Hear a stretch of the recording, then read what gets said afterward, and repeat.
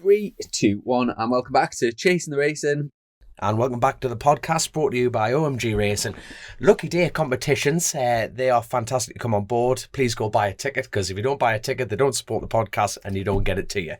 And a special shout out, we've had them for a year, JCT Truck and Trailer Hire, and we cannot thank you enough. It's been fantastic having you in. Hopefully we can have you back for next year, but it's been so important that you have been with us so far on this journey. Absolutely brilliant. But let's get into the nitty gritty. Hold on.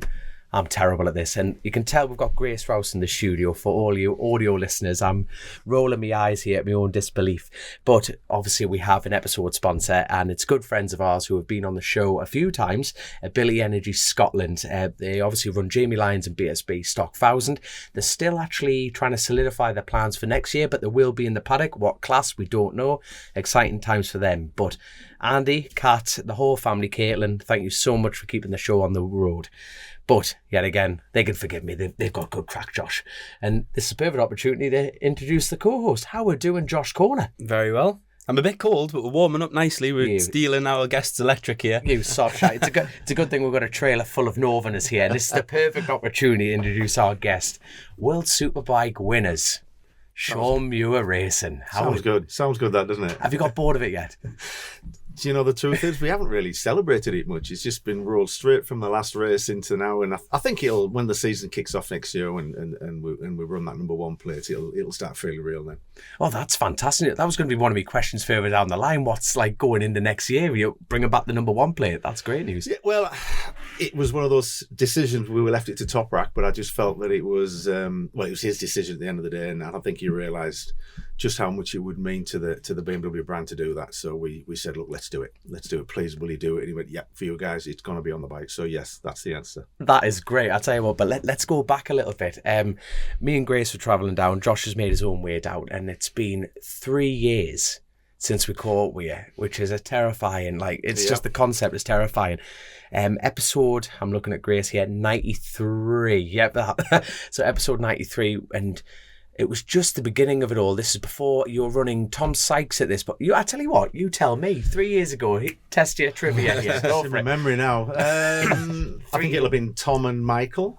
It would have been, yes. Yeah, Tom and Michael. The last year of Tom before we brought Scott on board. So it will have been, yeah. And we were just coming out of, I guess, we just had the COVID period, hadn't we?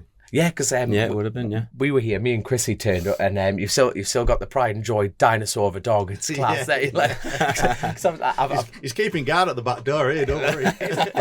And I was telling Grace, going, I wonder if they've still got the puppy. And it sounds like a little dog. I went, no, it's not a little dog. Don't worry about what dog is that? It's a Newfie. It's an 8-year-old Newfie now. He's getting a bit old, but bless him, he's still guard dog there. He'll bark at you. That's all he will do. He'll lick you to death and bark at you. I remember, we talk about it on the show all the time. Chrissy was always a little bit nervous. He was in the corner, get him away. But I tell you what, he always faced his fears, and he'd be like in front of Shaun like that, going. He'd just reach a hand out, wouldn't he? Yeah. I've done it now. And I like reminding people of this because obviously he went to Almere for it. Was it Almere, Grace? It was for it. Yeah. He lived out there for a year doing on track. But when he used to go for runs at night, like wild dogs used to chase him. He wasn't a fan of dogs, was he? No, he wouldn't be. A bunch of Spanish dogs. There's plenty of wild dogs out there as well. I know. Funny enough, I went there, and we'll talk about hold on, I feel like we're fast forwarding this whole subject. Yeah. We'll talk about Jamie later on and how he's already been out there in Almere, and we've got him sitting in the studio in the corner looking nervous, which is good. Looking nervous, isn't he?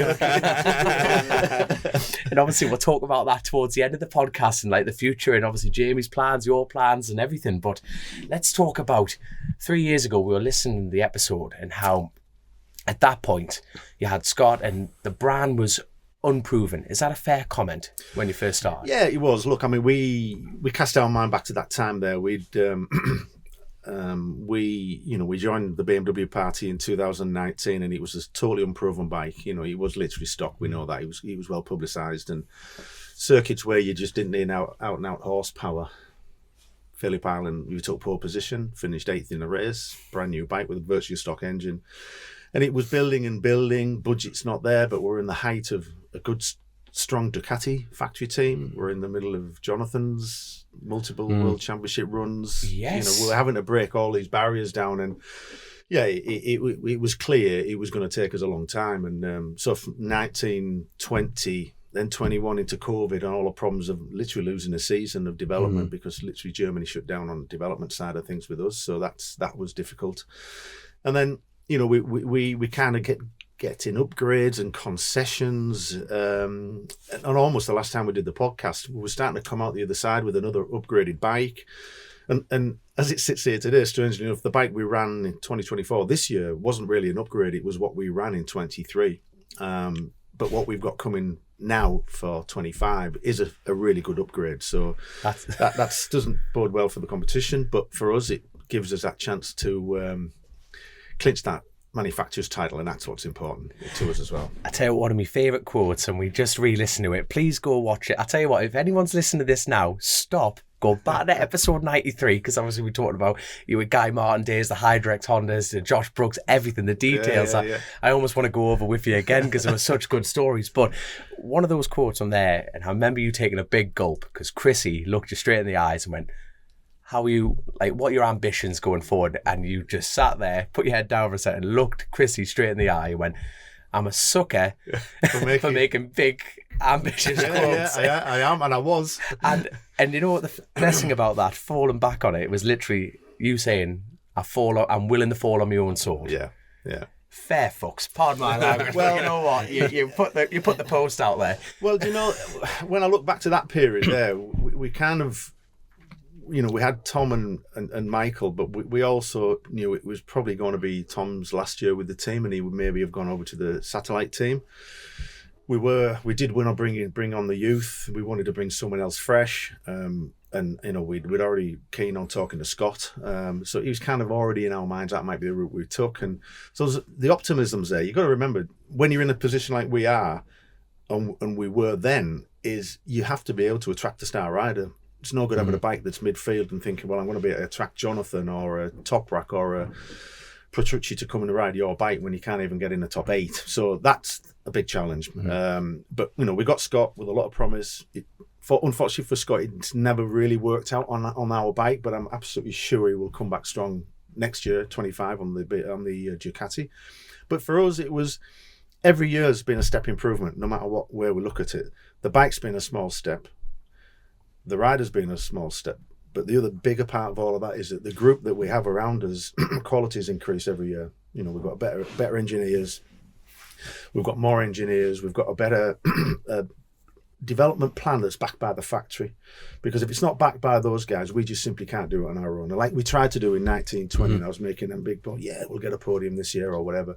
You're just not going to do it. So the optimism we had then, and looking back now, is kind of got us to that point. So I can clearly say now, if you ask me the same question, I think with Toprak and Michael, we can win the manufacturers and win the riders. I think, and the biggest one for me, understanding, no disrespect to any other rider, but for me to get Michael into the top 4 in the World Championship will be a proven testament of how good a package and this team has come, because that's kind of back to where he was in the peak of when the Yamaha was at the top, and where we are now. So that's the target. Can't be any more straightforward. I'd love to say Michael first and second, but clearly that's going to be tough. But Michael's come on so much, and the gap's closed down now, and that's our target.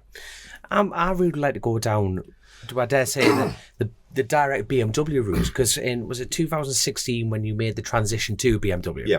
And even in that episode with Chrissy, he was asking you about, what was the factory involvement, and even in your words, it was very little. There was virtually nothing really. I mean, then my data engineer. We got 2 data engineers, one for either side, and we got engine package support.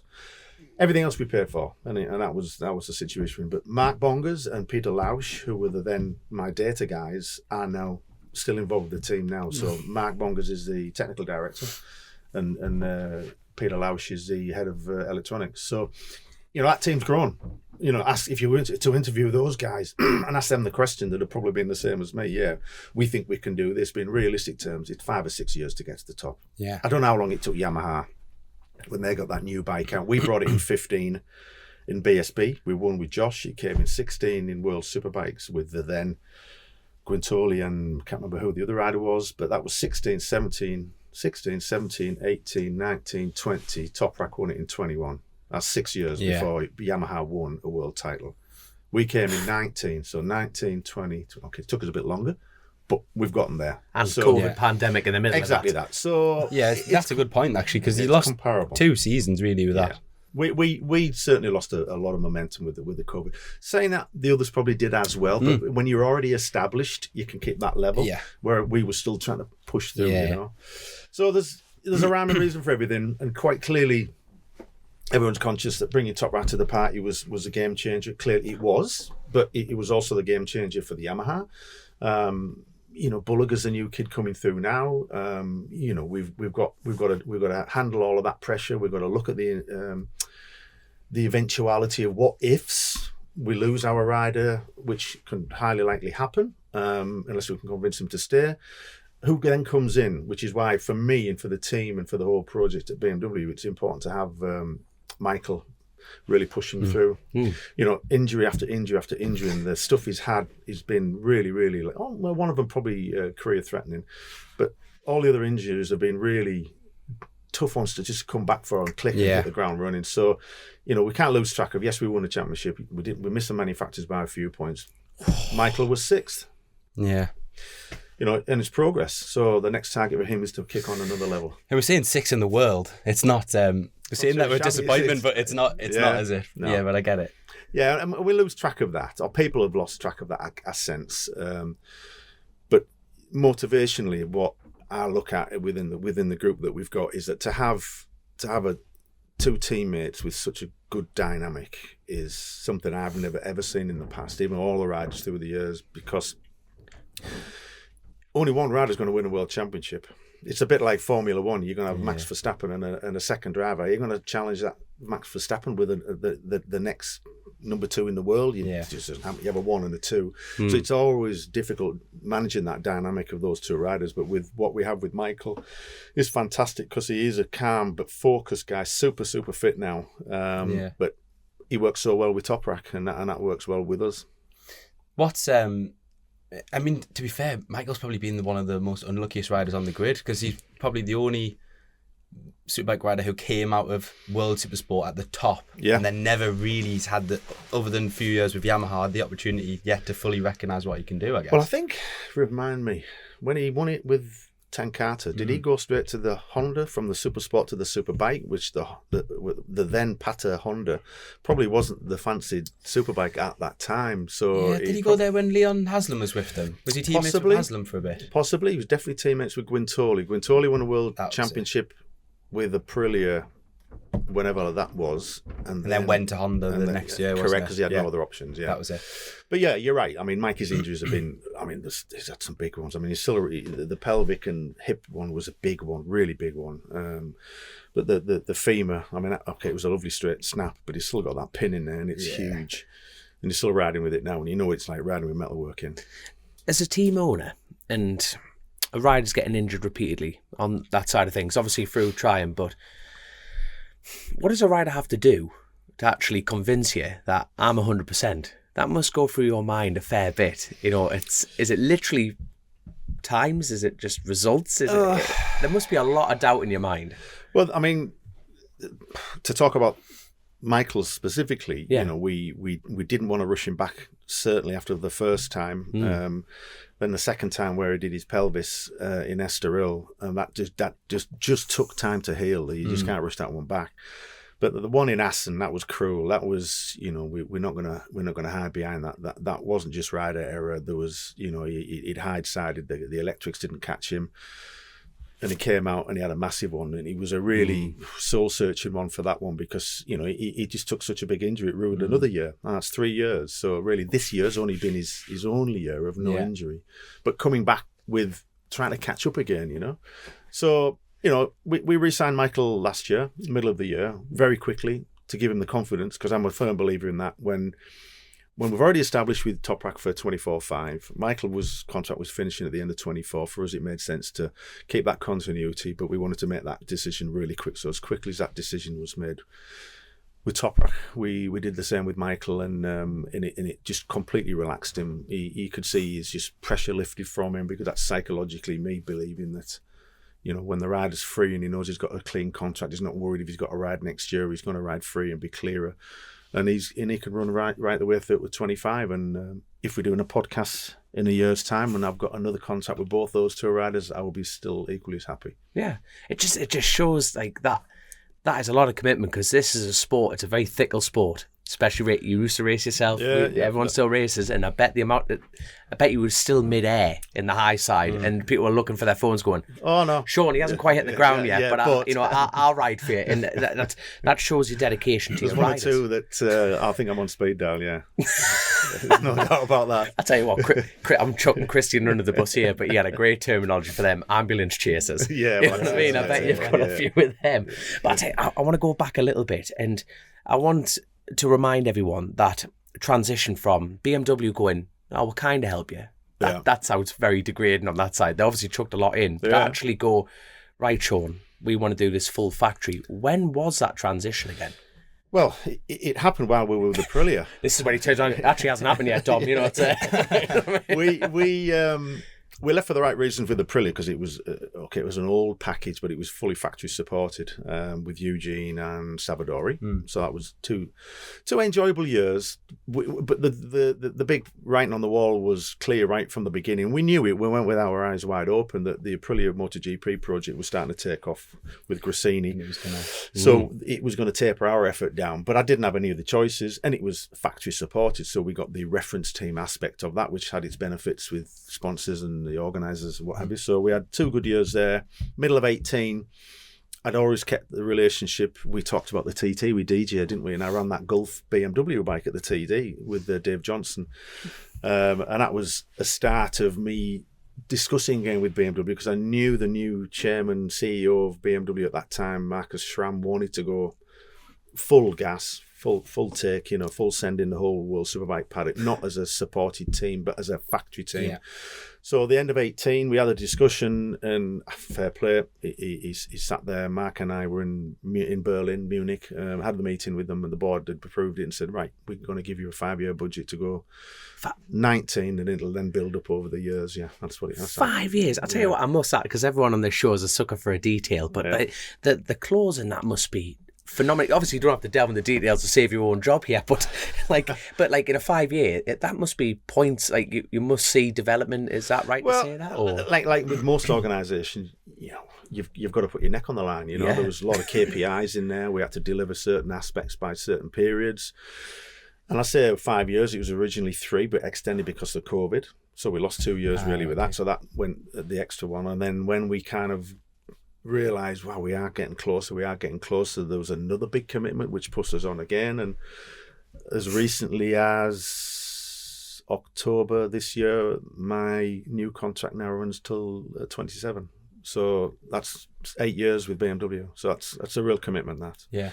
And not just for me, for the championship. Look at that, having a factory that's got that commitment to the Dorna, with all the transition with Liberty and whatever that's going on, which is we don't know a lot about yet. But that commitment from the outset in 2018 was kind of built year on year on year, and the most recent, the new CEO, Marcus Flash, his commitment, we've heard all about it with the MotoGP in the background, but his commitment is, we're going to run now, we're going to give this push in World Superbike, no matter what happens in the background, this is what we're focusing on. Hence, the big push to go and sign Toprak and to get him, and it kind of went hand in hand. You can hear our guard dog now. He's still on the go. He's a good dog.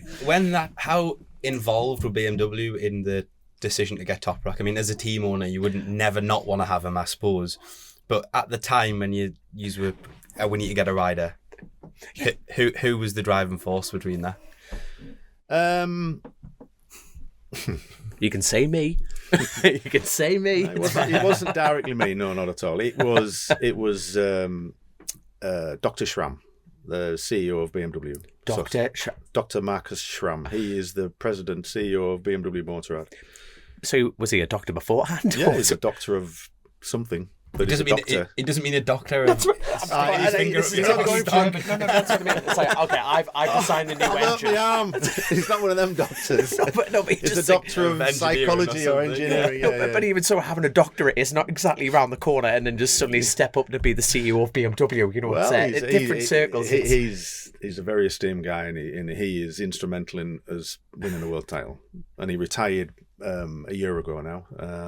But he and Mark and I had identified, and I can literally tell you, it's part of what I do. It's my business. I make it my business to know which rider has a contract, how long it's for, what the options are in this paddock, in the Superbike paddock, in Worlds, in the British Tube paddock, because you just need to be 2 steps ahead of what ifs, and that what ifs were at the end of 23. We needed to understand who was available or who wasn't available. Sorry, at the end of 22, who was available coming out of contract, and there was very, very few riders. Toprak was one of them, and it was a long shot. It was worth a shot, and it was.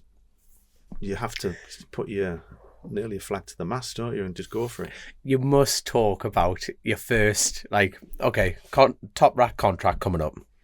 Let's talk about the first sit down. You know what I mean? With who? With Toprak or his team? I would like to know the transit. Like, did you just go Do you know we didn't really deal with Toprak that much? It was it was mainly with Keenan, his manager. I was going to ask you that. Is he how involved actually? He deals with literally all of it. Really? Yeah, but he understands. I mean, I had a chat with, funny enough, Roger Burnett and I talking quite a lot about him trying to get Ryan into the paddock, and I'd Ryan Vickers into the World Superbike paddock, and I was very clear with him, and he knows his game as well because he's a good manager, that every rider needs a manager at that level, because you need to sell yourself in the best way, and if you're not used to sitting in front of upper management and you're asking for £250,000 or £1 million or 200, whatever it is, I'm on this side with the checkbook. I'm going to be beating you down as far as I can to get the best deal for me, and you're going to get the best deal for you. So you start trading on, well, actually, you're not as good as you think you are in this area. All of a sudden, you're breaking confidence. So that's why you need a manager. You need a manager that can take that middle ground and get the best for both parties. And that's what Keenan does, and he does it very well. And he'll be doing it now for Toprak's future. And he's at the age now where it's a huge decision coming up for Team Toprak. Whether that deal is, we can encourage him to stay with us, which will probably mean he will continue the rest of his career in World Superbike and be multiple world champion, or whether he turns left and goes to the MotoGP, which is I think, if I take my BMW hat off, I think everyone would really love to see that happen. For us, it would be a sad loss, but it wouldn't be the end of the world. But for him, for the individual, for Toprak, the guy that we all know and love so well, I think it would be a real shame if he didn't get that chance at some point, and he has no other opportunities other than this next year to go. BMW have committed to 27. Is that right? Correct. Okay, I'm going to spit it out. What's stopping BMW taking Toprak to MotoGP? We've got all the time in the world. You go. One thing, BMW aren't winners yet in MotoGP. They haven't even got a MotoGP team. The rules are changing for 27, and by the time that comes around, he'll have lost 2 years, and he'll be 31. And when you look at the GP paddock now, you have got Zarco, Mir, Morbidelli and Miller all out of work at the end of 2025, or out of contract at the end of 25. So all 28, 29, with exception to Zarco, who's in his 30s, and you've got Toprak the same age. He's trying to go that way, and these guys there are looking at, well, where are we going? So his options are limited. I'll get to my point, Dom. No, you keep going. I'm loving it. So it's quite difficult for Keenan and Toprak to find the best position for him. And if he's going to go, he wants to go on a bike that's capable of doing him justice. I'm sure he could have signed for HRC before coming to BMW to go to World MotoGP. But with all due respect to the mighty HRC Corporation, it ain't the right time to be doing that. It's not competitive. And jury's still out on what Yamaha are going to be doing. And there's obviously Yamaha seats available. So there's a big question mark, what's going to happen to the competitiveness in that paddock.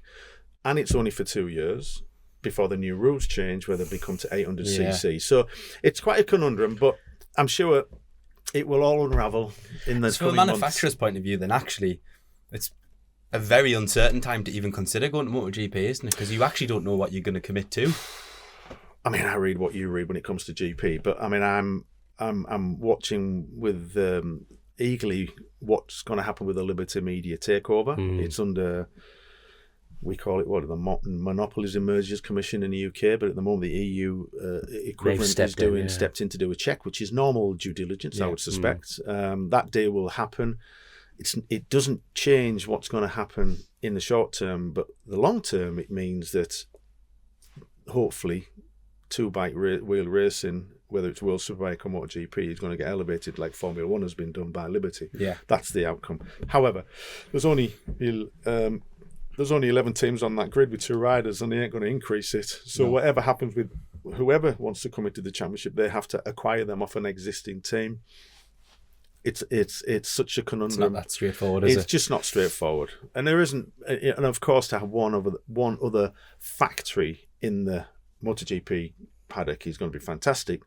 But you've got Suzuki, you've got BMW potentially would like to try and get in at some point. They have got to foster a relationship and buy or work with an existing team in that paddock. So, there's a lot of things to consider. But none of that, I believe, will happen in the time that Toprak will have his decisions to make before World Superbike or a switch elsewhere. Taking off your BMW hat, speaking as Toprak's friend, what would you be advising him? Oof. It's a very interesting. I actually totally forgot about. I don't look.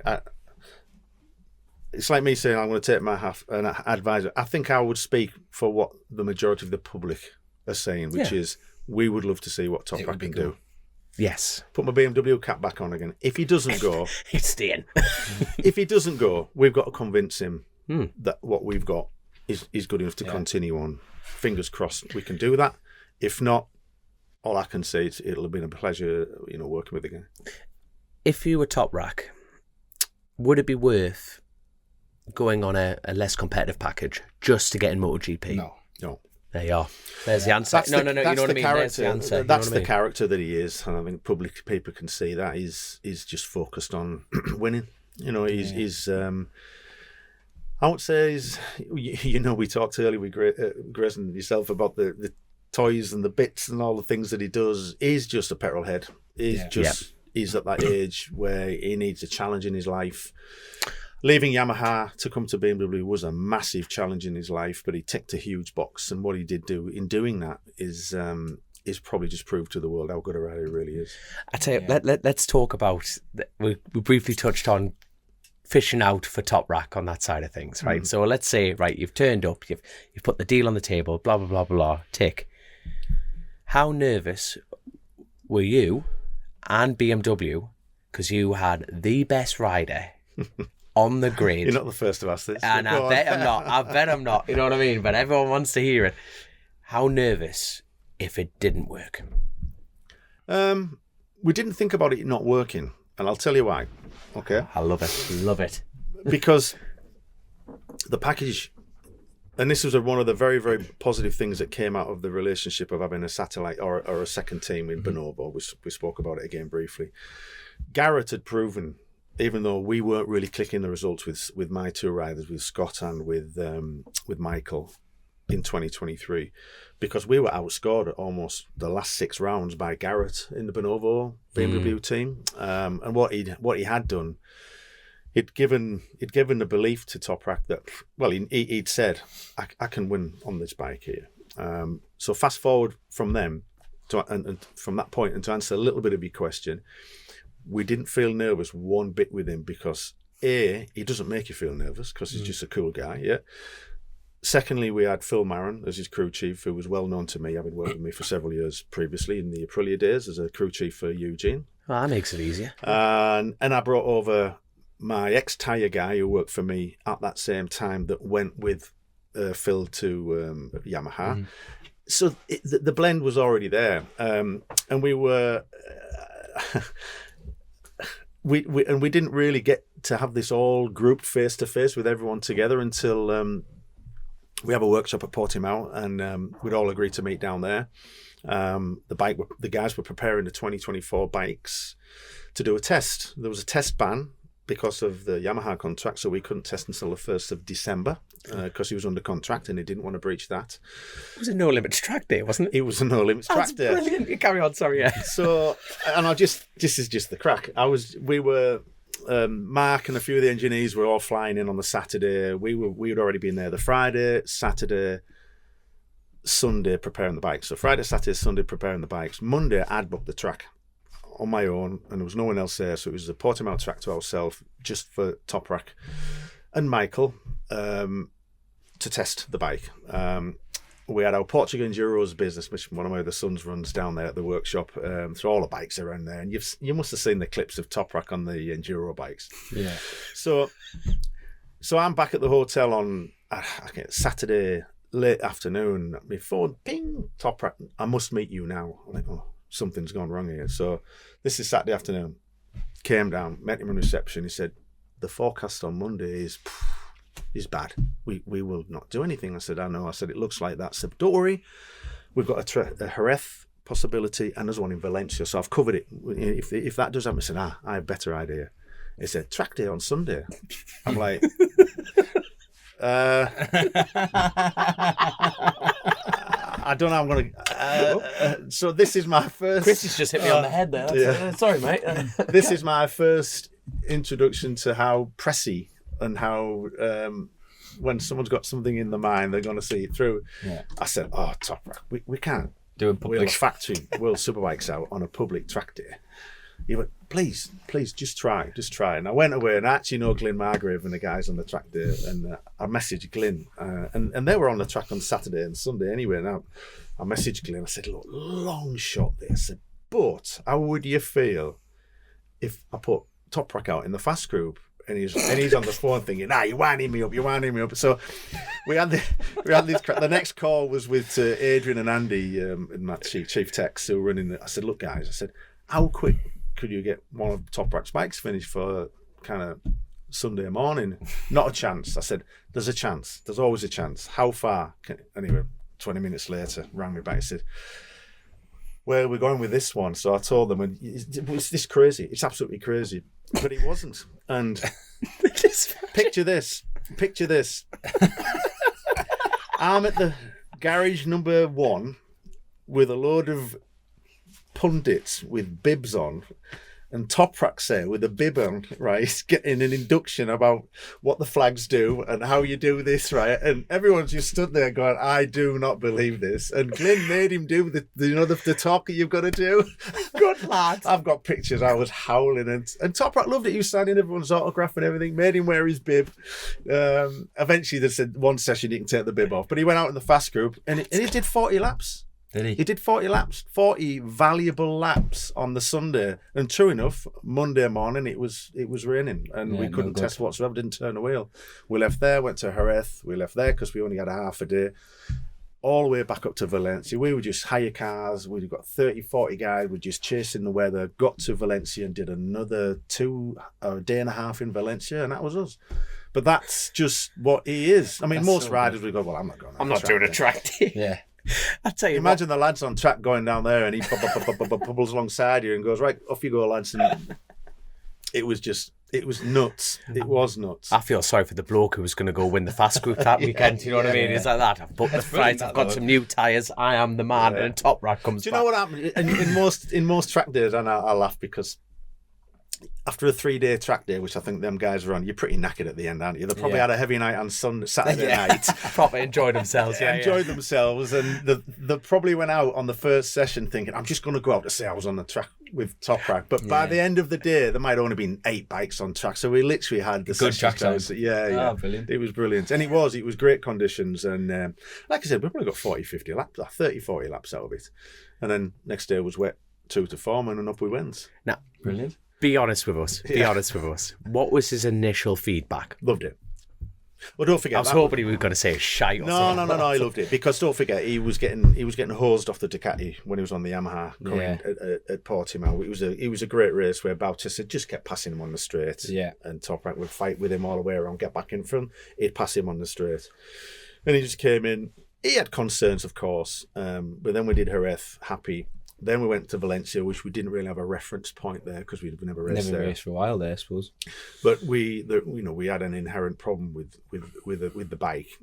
just chattering that we takes us a while. Once we've got it, we work hard to get rid of it.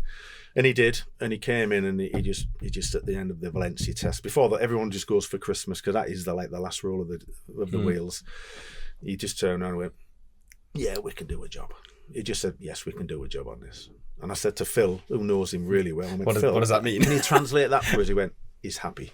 I went, "That'll do. That was it." He just said, "He's happy." So it was fantastic. The first for us all was great, because there's some pictures we've got somewhere where, so we've got, I don't know, 12 KTM enduro bikes that my son Lewis runs at Portugal Enduros. So there's like 300s, 250s, 450s. And he just took one without us knowing. And all we heard, he got the bike and wheeled it out the front doors. We couldn't, because we're all in the back working on bikes. And we just heard the bike start going, "Who's that there?" And he just had one of these gilets on. And he just wheeled the bike all the way around, turned it around, wheeled it up, and he wheeled it into the workshop. You know, he just balances it on the back wheel and just dropped it in the middle of the workshop. We're all there with the spanners going, "Oh my God, what is he like?" It was great, because we've got loads of clips of him doing that. And the team, the lads are just loving all of that. They're just enjoying that whole, this is what team building's about, when you're just getting ready, you know, the lads are putting engines in and putting graphics on. That was a good feeling, a really good start to the relationship with them. How much did your team, if I suppose it did, but how much did the team change to accommodate him? We didn't change hardly Just anything. how you were doing it, and they fitted in. We did the same job. I've kind of done quite a few interviews in the past on, you know, what's different. You know, the guys travel the same time, they get up the same time, they're doing the same work on the bike, same amount of effort, the same amount of commitment. But when it clicks, it clicks. Yeah. When things start to come, it comes. And not just for one side, but for the other side, you know, and things just gel, and all of a sudden you just start to feel a bit of momentum. But to answer your question, Josh, the guys have done nothing differently. We're still, my mechanics were excellent mechanics when we started in 19, and they're even more excellent now. That's my view on them all. And that's just the big part of keeping 30 grunts working in happiness and in unity, of keeping a group together, because the group just gets bigger every year, and we've just got to keep that mix. But they're all doing the same job. Because I suppose it's like the key to any relationship, really, that both parties have got to kind of bring something, haven't they? So it's nice to hear that was the case. Well, what he didn't bring stress or drama. Yeah, that's what I was kind of asking, really. And this is something that it has happened in the past. And come on, we all know it's been documented in the past. Some riders are a bit spicy, some are pretty much laid back. You know, you get three types of them. You know, you've got like Michael, that's totally laid back and he's too horizontal at times, but he's starting to ramp that up. You get Toprak, who is feedback is unbelievable. Best rider we've ever had for feedback, because he just comes and he pinpoints what he wants, works with the engineers, doesn't make a scene about it, sulks a little bit if it hasn't happened quick enough, but we've managed that part of it. But the reason why it's all worked so well is that he is so prepared and organised, and other riders will come in and bang the garage, throw the helmet off, and it's not helpful to anybody. Which doesn't help anyone. And what happens is, on the other side of the box, they just see that and they start to get this bit of resentment, and you don't want that. But I must say, Michael won in that Magny-Cours race, and that was a lump in my throat moment, not for me or Michael, obviously for Michael, but for all the boys, because this side have had one or two podiums, and this side's won 13 races on the spin. Yeah. Of all the mechanics, it's really hard, you know. Yeah. And then after every race, BMW, you know, we always try and encourage, we have a big team photographs, but these lads have not really won, and every time they come over, equally for Mikey, he comes over and gets in the photographs, but that's that friendship. So when Mikey got that Magny-Cours win and Toprak had a collapsed lung and he actually came to support him, it just showed that bond of it all. So yeah, that's where we go. I must say, the technical, I love the technical side of it. Now, everyone's known that, and I think every paddock talks about it, from club racing to road racing to world to everything, how Toprak pretty much single-handedly ruled out engine braking. And years of races of going, I'm not got enough engine brake going in the corners. And then I think every crew chief in the world must have a clipboard photo of Toprak going, just flicks it up and goes, what are you on about, you whinging? But I must talk, like, chassis-wise, you know, Yeah. like the big change. It's a bit like you've done your homework, and it's apparent even in this interview and how there's a lot of homework behind the scene to even scout out a rider and what changes need to be made. And it's interesting that even Toprak was doing that, you know, analysing the bike. But my big question, I'm not sure we can put this in percentages or what, but I would love to know how much did the BMW change to suit Toprak? Seat height, suspension, engine brake. All of that is the hardware's the easy part. The software's not. So, you know, yes, one of the test items why we wanted to test in December, when it really wasn't the best conditions, apart from track days. That's a mint story. That's class. Is, you know, we want to get them ergonomics right, which literally gave us then 4 weeks to change them ready for the January test, which are the most important ones. The two, we have 4 days before we go to Australia. Yeah. And the ergonomic side of it, lower tank, lower. So we already knew. We have photographers out there that are photographing everyone else's bikes, still shots in park firmware. We get our. We strategically place others' bikes and get a picture of them, and it's everyone doing it. It's so the game. I love it. But at that point, you have then images of, and the competition do. I mean, Ducati are the best at it. You know, I mean, it's all over. But for us, we just wanted to know what is the ride height positions of the Yamaha that Toprak's come off, so we know what to put it. Handlebars, foot pegs, seat. Yeah, you know, it's straightforward.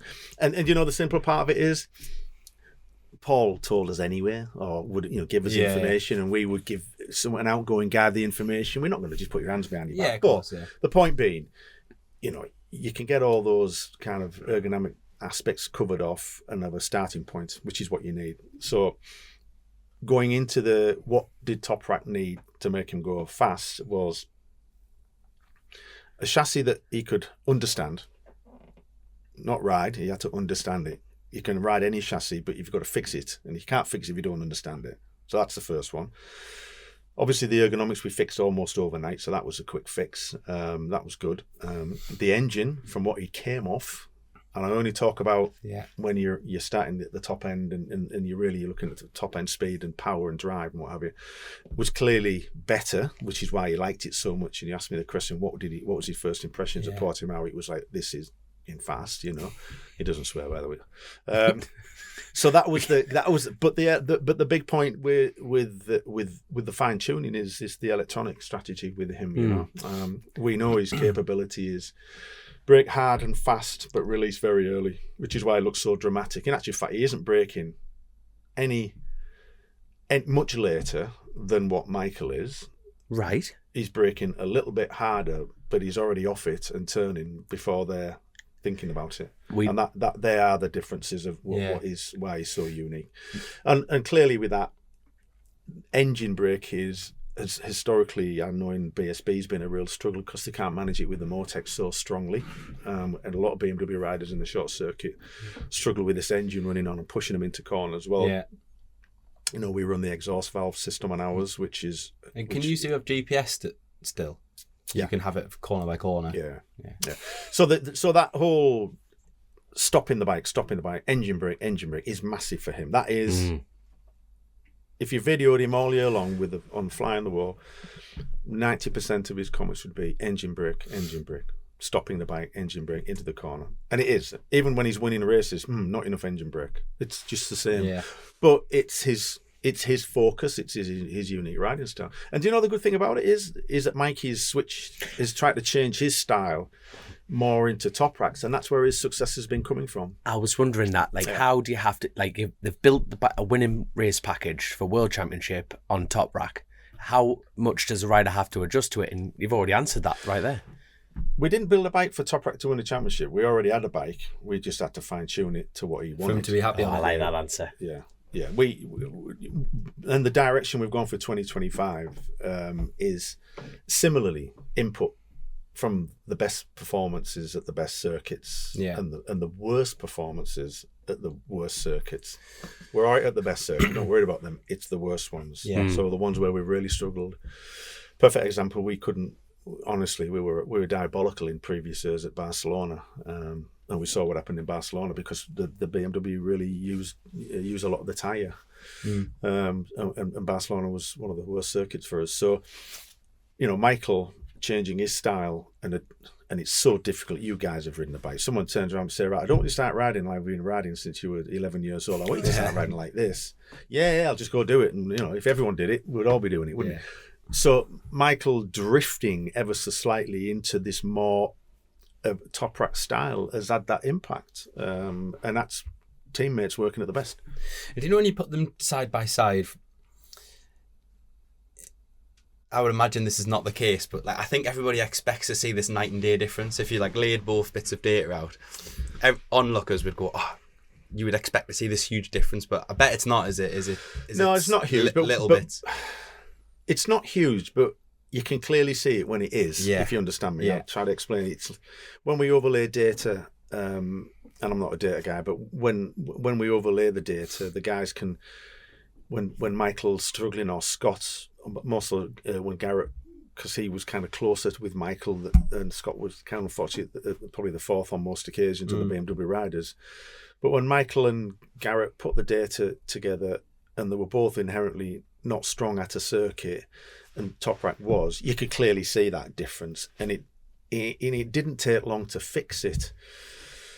But as always, you've got to fix it on 15 corners and so many exits, and it's really tough to do that. And trying to adapt that over a race weekend to get a result, and then going and qualifying and get you. And this is why it's so critical. FP1, FP2, FP3, every session counts. We talked about it earlier about. We don't test any parts now because the test team do all that. You can't at our level, yet we did for 3 years before that. We'd lose a full day testing a swing arm or a subframe or a bracket or this or that, and we just don't have that time to do it. How involved does Toprak and Michael get involved with that test team? So they're not there physically riding the bikes, but do they care about the results, or they just want to see the end product? Or the end product. Yeah, I can't give you any juicy news there and say they love it, but they aren't. They just want to know. I've got a new part, I want it on, and so they respect it, sort of thing. But and still today we're going with some grey areas of what will we start 25 with. Most, if not all, is been captain signed off, but there's just one or two little items more about comfort feel for Toprak. Of him saying, right, I'm going to go with that. Michael's kind of made his mind up on certain areas, but Toprak's just got a few question marks, so we'll probably utilise a bit of the first test in Jerez to try and kind of confirm that. But generally speaking, the test team with Sylvan and Wright has been superb. It's been a real and they're good guys. And hey, look, they're not that slow either. I mean, Wright. Is Bradley still on this test team? I don't think he's on for 25. I think it's down to just those two riders, and those two riders still are with Hannes Zuma of the World Endurance team. Right. Okay. So that's a really strong team now. Real surprised Hannes was doing the times he was, but he was super impressive on the bike. Good chance for him. How long has the test team been involved now? Has it only been 1 year? 1.5 years. 1.5 years. So why so long? Because I understand you had two teams, one being satellite, one being main, and the ambition would be to test, but you probably didn't have the full clean environment to play with that really. The test team's almost substantially staff-wise similar to what I have and what our side is. It's a hell of a setup. It really is. So there's, I would say, 25 staff on that test team. God, Bennett, because when Chrissy interviewed you had 30 at this point. So probably about 45, 50 now in the team, and the test team is 25 plus. But that test team, to answer your question, it's build a test team is really, really difficult because you've got to get the right people to understand what you're testing. It's almost do we migrate some of our guys into the test team and we employ here, and I didn't want to do that, so they kind of had to start up from scratch. And then you've got to build your bikes. We built 2 bikes for the test team which replicated identically what we had, but within 3 tests it was an alien because we were testing new stuff which was different from what we were, and you're on a completely different path, so it's really difficult. And then you've got to reset our bikes with the new stuff. That test team, some work that's gone into it. Do they get so when they're building their test program, for example, do they get like an initial brief at the start of the year, like this is what we're starting 24 with, and in the next year we want to try these things, which is separate to what the race team are doing, and then your stuff's feeding into that throughout the year, which will change it slightly? Or is it totally led by the race team? No, it isn't. I mean, first of all, it's led by the homologation of the next bike. So what you're doing, yeah. So for 25, there's a new homologated bike. You've seen it already. It's got different aero on it, completely different aero on it. The front main fairing's narrower, the wings are wider. The engine concept slightly different top end. It's not just a facelift bike like Yamaha have done and stuck some wings on and think, yeah, I'm going to get a second lap out of them. Which, yeah, it's not going to happen, is it? So that direction there of kind of what is driving the test team, it's driving the homologation of what's further down the line. So clearly the next homologation, I don't know when, could be 26/7 probably now. There'll be whatever we're doing now will probably ring fence onto that, feed into that. It. But we've narrowed it down. We had super concessions this year. We will lose some of those next year, including test days, and then we mentioned earlier about other rules that are coming into play, like the fuel flow, which is going to be our Achilles heel. Well, it's going to be everyone's. We have to now live with a new fuel flow monitoring system, which has been tested by most of the teams this year, and it's rolled out full on for 25. So, go into detail a little bit more of that. So, why is it such a hindrance to the bike? So, the fuel meter is just a restriction on the bike. Well, we've obviously got. There is some new or rulings for the type of fuel we can run now. We can't just run full open fuel. There's a certain fossil fuel element to that, and restrictions on that with additives. Right. So that's quite some targets to meet with that. All green energy and the like. So that's already in play. Really, the fuel flow aspect of it is literally you just. We had a 21.5 litre fuel tank capacity for this 2024. That's now been lifted because we've got the fuel flow, and then now we're going to restrict the amount of fuel flowing per bike. So essentially, does the same thing though, right? Like it is using less fuel. So you're using less fuel. Use as much power. You're not, and the same as the combined weight limit is still in effect, which is obviously Bautista got the worst hit for that one, so he's running a lot of weight on with it because it's so small. We've got to live with all those, and again the test team have done hundreds of kilometers on that fuel flow situation to make sure that we can have an engine to run at its full capacity within the limits of the fuel flow parameters that are set. And I don't know what they are. It's a bit above me at the moment, but there's guys working flat out on that. So what any other major changes by the airflow? Obviously fuel and airflow.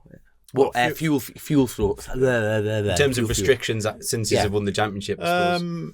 Well, we have some super concessions, which are that's out in the public domain, which mainly chassis. Next year, because of our position in the championship this year, our restrictions will be back from 16 test days to 10 days. Which sounds a lot, but it isn't. For us, it's a struggle to do that. The fuel flows for everybody, the combined weight limits for everybody. So it's you're moving around, aren't you? You're playing with the numbers everywhere and just trying to get that optimum. But the one thing we've got to all remember here is that all these restrictions all these concessions were brought in for the championship to the viewers to make it a more level playing field. And we can kick and scream and chuck the teddy out the pram as many times as we want. It's worked in our favour for quite a few years to get us to this position, and now we've got to put a bit of a hand behind our back because we've got there with the advantage of some of those super concessions, and Honda will start to get results. I think that's a huge program they've got now with what Harvey Beltran's doing with the testing for the GP for the World Superbike team. That will take a big step next year. Yamaha will have more concessions. They will have super concessions available to them, allowing them, I don't know whether it's RPM or tuning capacity. So that'll bring them back up again. Kawasaki, I think they're pretty stagnant now. You got the Bimota, that's everyone's going to watch what they're, and Ducati, very similar to us. They've had the restrictions because they've won the manufacturers. So the rules are there for a reason. It's ultimately just another challenge for your guys to get around somehow. How police will Bimota have to be? Now, from an outside point of view, which is my own, Kawasaki have bought Bimota and they can build anything they want, in theory. Tough one. I mean, I think I saw the bike when it wheeled out in Jerez, and I've got to say, it did look pretty. It did look pretty, but Did look good. What? Hold on. What did you see on the group? We have a group chat on Chase the Race, and it I was thought like, it looked like a Honda had like fucking crashed into the back of his ZX10. you said it was like a one night stand. Yeah. This is Well, the love child of two, It was brilliant. what you must remember is that bike package, engine, electronic package, has been excellent for years. It's won 6 world titles, and they got their super concessions in this year. So what Bassani and Alex were riding was a very strong engine. We know how good it is getting off the corners. It really is strong, and the electronics package is brilliant. They've just morphed it into a chassis. So they'll have to homologate it. I don't know what the rules are. Maybe 250 units before Phillip Island. Is that what they've got to do? I don't know what it is. Ours was. It might be 125 by January, then 250 by June, or whatever. But that, trust me, if they haven't got them, they won't be. They'll be riding, but they won't be getting any points. So it's strict. That is strict. Yeah. That is so strict. from an actual like production point of view, it's not that horrendous. But from an engineering point of view, and deciding what you're actually going to build is like. I mean, I when I saw the bike come out, I was thinking, it looked like it had a. It looked like a Kawasaki swing arm in it. It had that traditional Bimotor MV trellis type front frame to it. Triple clamps. I've got loads of pictures of it. Triple clamps with Bonamici. Are you just leaning over the back? How's your coffee, lads? Click, click, click, click, click, click. Everyone else does. Just move out the way, so click. I think they stayed with show suspension because that's where the knowledge is. Yes. Why move away from what you already know? So it's a great starter package for them, isn't it? Like Alex must be. I think the times were pretty good in the first one. First test, second day, everyone was a little bit down, but they topped it 1-2, I believe, on that side of things. I think it was impressive. Yeah. Very, very impressive. I was delighted for Alex this year, actually. I thought he had a really good season and a bit of a change for him and nice. I'll tell you, Johnny wouldn't have been delighted for Alex. No, I'm sure, yeah. That'll have been a tough one. I felt for Jonathan. I mean, it's been tough for him. He's a world champion, legend, and I hope they do well, but not well enough to beat us. No. To be honest. Damn right, you've got to be. You've got to be.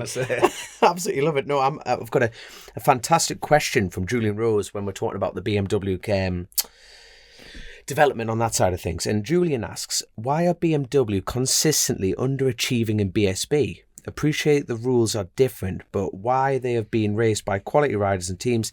Seeing Storm Stacey riding the BM for Michael Rutt and BSB next year. What's your thoughts and why about the why is it not working in BSB? I've got a very blunt answer for that. Go on, Josh, stick it in there. I still don't think they've had the right ride on the right packages.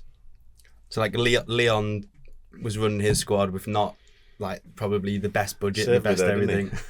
It's right though, isn't it? And the two FHOs, they're just not the two best riders on the day with the best package, I think. It's just, you know, when you're like from the outside pointing in, the thing that you've been in this ring since 2016 with BMW, never mind all your race and pride of that and everything. But from the outside looking in, it's like, put Toprak on it. No, I've kind of, you know, I'm really, really interested in BSB. You know, I still watch it, and I'm probably going to do a few rounds this year where they don't clash because of this little fella here. But we'll get to that, don't you? We're not out the woods yet, son. I really, really want to see it do well, but I'll just go back a step, and I will come to that. There's been a change in management with the new president coming into BMW in Germany, right? And his right hand man has already established a strong relationship with Stewart, which is good because I'm aware of that. I'm not involved with it, but it's nice to see that happen. Yeah. So that commitment is now going to start, I think, moving forward. But a couple of things. I think the Yamahas are just a bit of a warhorse on the short circuits, isn't it, in Britain? I find it difficult to see how many bikes could actually perform at Knockhill and then at Thruxton and then at Cadwell and then go to Donington. So it's a difficult one to answer it, but it is a combination. I mean, I do believe that the FHO teams are well-run outfits. You can see it's quality. There's no doubt about that. I think Leon was getting some good momentum. The package just doesn't suit the short circuits. I think it needs an outstanding rider. It needs some continuity, and it needs some higher level of support from BMW technical. in terms of electronics, because the biggest problem you have, if we're continuing complaining continually in Worlds, not continue, one of our issues is engine braking and stopping on circuits like Misano and Barcelona. Imagine what you're thinking like going into T1 at Knock Hill. Jesus wept. It's just amplified by 10, isn't it? Yeah. And you're not getting away from those. And until you fix them, it's gonna. You're not. I don't think they'll win a championship. I think the next year is almost impossible. But I think from 26, I just think it'll take some time for this level of, how can I say, increased support from the factory coming into the domestic championship. It'll take a season for that to take place. It needs that to happen. And I think if they are serious about it, they've got to put all their eggs in one basket. I was a firm believer. I did it back in the day by, you can't have 2 number ones in the team. Go out and sign the best rider you possibly can, pay him the money that you think he's going to take there and put all your effort into him. They need to do that. And unfortunately, it's a bit, look at what Rory did. I think he's the right age, the right temperament, but now they're on Ducati, so that story's gone. Yeah. And then you've got 2 effective road riders in a BSB number 1 team in the paddock, so that's not going to bear any fruit. And it wouldn't surprise me if you do see Storm having a few decent results if he's on decent gear, Because that is excited to see him on one, to be fair. Yeah. Because that's the thing. It almost like, yet again, when you look at it from the outside looking in, it goes World Superbikes who win a world championship. You skip BSB and then you go to road racing. Yeah. And then you've got the fastest world racing product out there. And how long's that been dominant now? Yeah.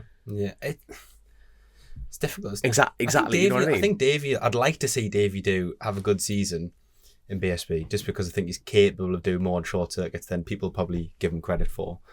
But yeah, just being blunt, I don't think they've got the best riders on the good bikes. They're all decent lads, aren't they? At the end of the day, it's just, certain guys are at a certain stage of their career, and Josh is one of them. Now he's moved to Honda. I don't think that'll bring a lot more success. It may do, but you've got to get the best talent available. I really don't know why someone didn't get a hold of. And again, I said this to Stuart. I said I don't understand why it's been allowed that. And fair play to Alan. He's got 2 solid riders in his team. One in every team makes it a bit more, and the manufacturers don't get a bit more involved. And why did they let Bradley go there? Should have dragged him and forced him and got him under a factory contract, which is what I said for many years. Go out as a factory, sign that rider, and we're going to put you in this team. And that's where that support comes from. But it's a tough one because, it pains me to see Brad and Taz struggle so much in the Worlds, but it's difficult understanding where they're really at because the package that they're on. I mean, it's clearly the Honda isn't even the best factory bike yet. The satellite one's not going to be. The satellite one's not going to be anywhere near that, but at least he's in the shop window. But being in that shop window in the positions that he is, he's kind of almost maybe having an adverse effect. But balls out for him, fair play. He's doing his best, which is why. I look with interest, like most, to see what Ryan can do on on that Ducati. Again, I don't know the level of the bike, but they're not all bad. They're not all that. But at least he's on the right package. Yeah. And he's doing everything right. So I'm interested to see what happens there. I tell you what, let's that BSB subject, and it's perfect actually because you're. Yeah, again, I'm going to keep saying it because I like watching your eyes roll. World champions, but you've come from that paddock. Let's talk about BSB. Bradley Ray going back to BSB. Let's talk predictions. Should, in theory, my question, should it be easier for him? Because he's come from BSB, gone to Worlds, and that level step up, should it be a walk in the park? No, I don't think it will be. I think Kyle's done brilliantly, by the way. I mean, I wouldn't have ever, 4 years ago, saw him being a British Championship winner. I just didn't think he was... He wasn't that complete rider. Yeah. But what I've seen this last year is him turn into that complete rider under pressure, not being able to perform in the wet. He now done. He just kicks on, and I'm pleased for him. Equally, talk about spicy riders. I had Tommy for a spicy riders. I like it. He did. He won't forget any of you guys. But I like his character, I like his build-up, I like what he's about. And again, you wouldn't have thought he would have done what he did on that Honda. No way in a million years. Which is why that bike will be better. I know what's happening in the factory in terms of, the test team's now been run by Harvey Beltran, and they've got dedicated test riders, of which I know Tommy's involved in that project, which is only going to benefit the BSV team because that'll just link them tighter together. So that's not going to be that's going to be a good package to be on.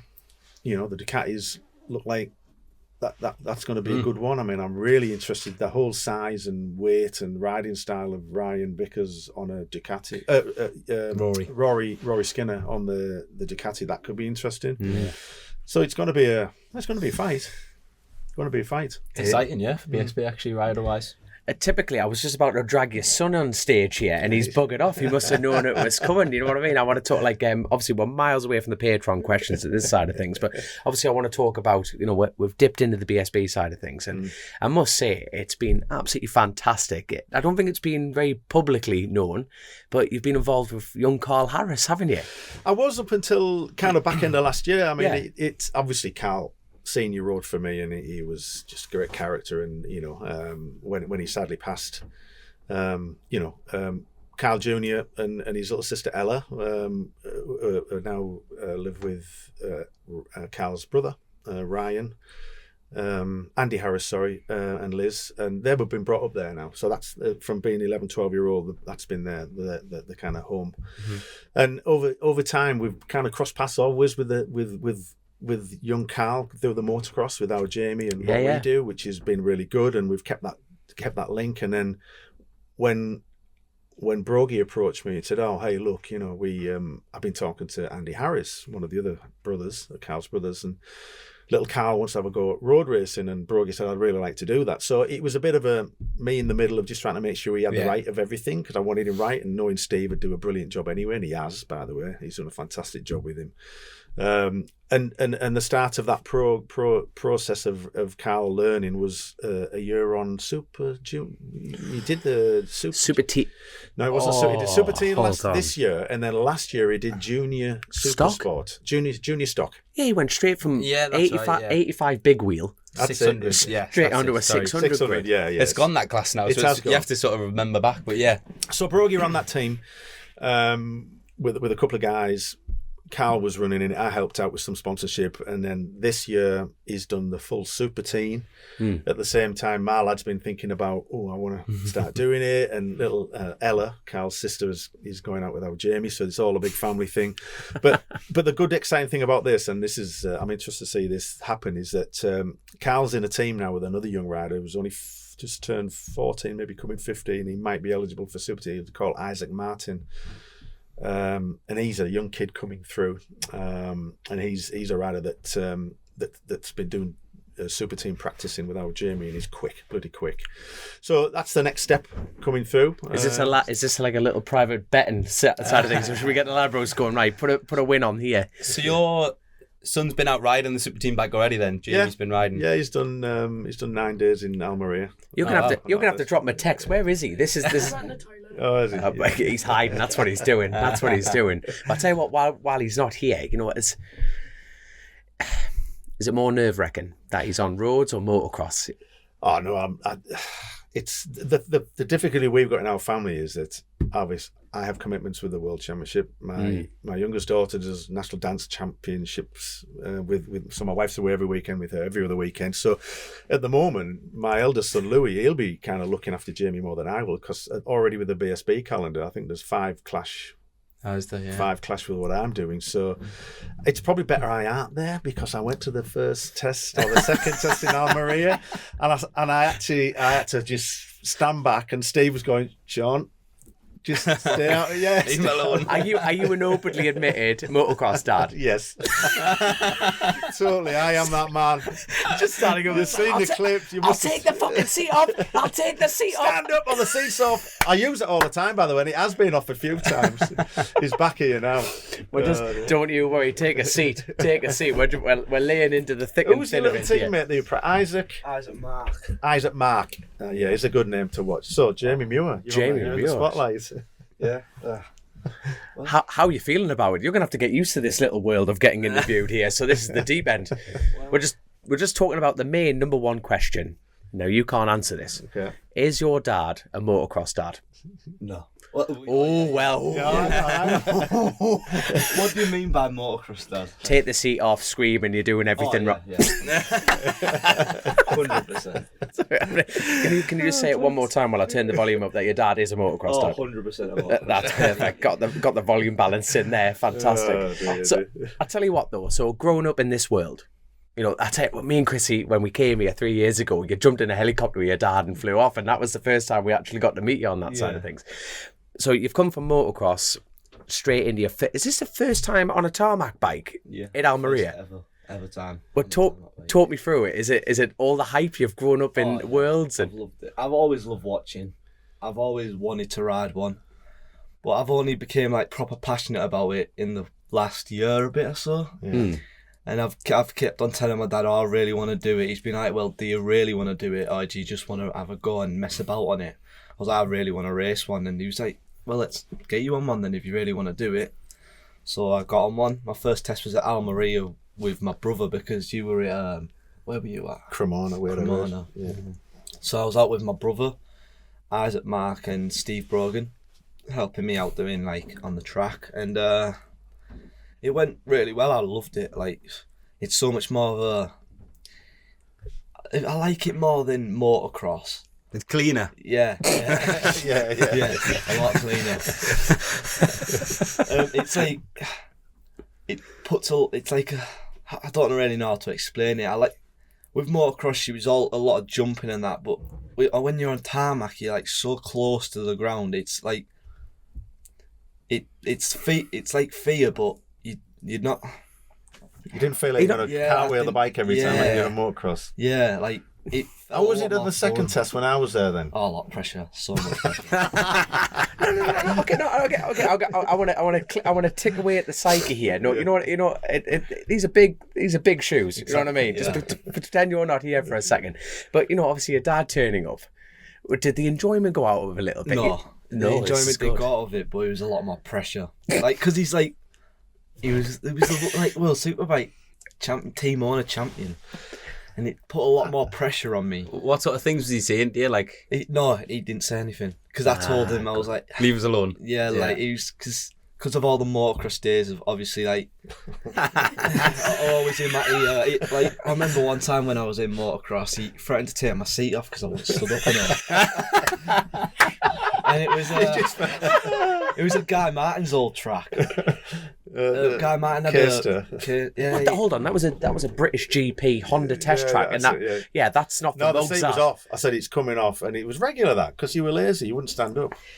Yeah, I tell you, there's no standing up on road bikes. Don't worry. We have a very close friend who's informed us all about the motocross world called we nicknamed him Sugar Tits on the show. He's called Stat, Craig Stat. Right. Do you know his son Hayden Stat? Yeah, I do know him. Now that lad can pedal. So fast. If you ever fancy all of a sudden want to put a motocross team together, even you'll back him up on this. He's Carl Harris's one of Carl Harris's good mates. Yeah, and I know Carl really well, obviously. Yeah, because I got with his sister as well. They are. It's good lad. She's upstairs actually. At the house. But no, I tell you what, like that, the family are just 100% dedicated. Anyway, we could do a. He's fast. He's so fast. It's mental how, like, because he's just moved up to a 125 now, and he's out on it all the time. I see it all over Instagram, and the way he like gets that bike around, because he's really small, isn't he? He is. He's quite like up to my shoulder. Really, I'm surprised he can whip that bike around so well on the 125. But the family have just, like, they come from like East Stanley. That like sugar works all the time. Long story. You're looking at me. Why do you call them sugar tits? It's a long. I tell you what makes me laugh though, because my mum doesn't swear. I don't backhand my mum. Swear in front of my mum. I'm a coward in front of my mother. Totally. So we should be. I know you're damn right. You're damn right. That's how I was raised, with a good clip, you know. Yeah. But I mean, even my mum goes, "How's sugar doing?" Like it's a long story. It's good, but like that family dedicate everything. Yeah. Every penny they got will be going into the racing. But they go over to Europe. He's won European championships. The lad can absolutely pedal a bike, so it's like that's why I'm laughing about the seat off stories, because I'm like I've already heard the stories, but it's great to get them. Well, I made this. I didn't do the last test. I did the middle one, and I stayed out the way. And Steve was Shaun, just, and I did. And I just stood back. But you did really well in the last one, so you're on a good path now. I just realised I need to get my finger out here. I was like, Because the second one, it didn't go too well because I crashed on the first one. Good. It was 4 days, which the crash, it was a bit of a silly crash. You know As long as you didn't crash in the pit lane, because many people have. Oh, yes. That's fine. I tell you, I'm going to ask someone, actually. This is the perfect opportunity. First time on tarmac and everything. What was it like crashing on tarmac for you? This is a weird question, I know, but like... It was well, on motocross you get straight back up and you're back on the bike. But when you like crash on tarmac, you look at the bike and its handlebars are snapped. Everything's off of it. Like you just, like, what am I meant? I just like, because what they said on the track day, just get off, walk over to the other side of the tyre wall, wait for the person to come to get your bike. I was like, all right, Easy enough. Yeah. I just sat there, took my helmet off, looked at the bike. I was like, Gonna have to ring Dad. yeah. The most important rule is whenever he asks, "Is the bike bad?" You go, "Ain't in that bad," which is code for it's fucked. Yeah, it's totally mangled. No, it's just interesting, you know what I mean? Because that people don't understand that respect dynamic. Yeah. But you know what was weird for me? I'm in my first crash. It was East Fortune. East Fortune. That's Yeah, you're damn right. Scotland's premier racetrack on that side of things. It's class, man. But it's I was 22. First time ever on a road bike, and I remember just going into the bottom hairpin, just before the start line, before Hannah's, and I went in and I'm going, why is everyone out there? Yeah. Why didn't you just cut the corner? I didn't come from motocross, but in my head I went, well, that's the shortest route. Went in, handful of brake, front goes, and I remember getting up going, I'm not hurt. Yeah, it didn't hurt at all. I was fine. It's almost relieving. Yeah. Did you feel that or not? I shouldn't be telling you this is your son. I'm so sorry. It's all to come still. He hasn't had a real one yet. A proper slap. Yeah. I just went down and I was bouncing around. I was like, yeah, this is going to work when I get up. Got up and I looked at myself, bit like a little cut in my levers. I was like, I'm all right. Yeah. I wasn't hurt, and nothing hurt. Didn't get up with any cuts or anything like going through the levers, but Class. I felt fine. I was ready to go for the next one. I went straight out on the... So, next question, and you have to answer it separately at the same time, and we're going to start with Jamie. What are your ambitions for your first year? Just to learn the tracks. Mm-hmm. I've never raced any of the tracks. But you're going straight into BSB in Super Teens. Yes. With Brogy. No. Starting our own team. Oh, sure. Oh, that was one of the main questions in the background. Is Shaun Muir Racing coming into the paddock? But there's the answer. You should be on a BMW. I'm joking.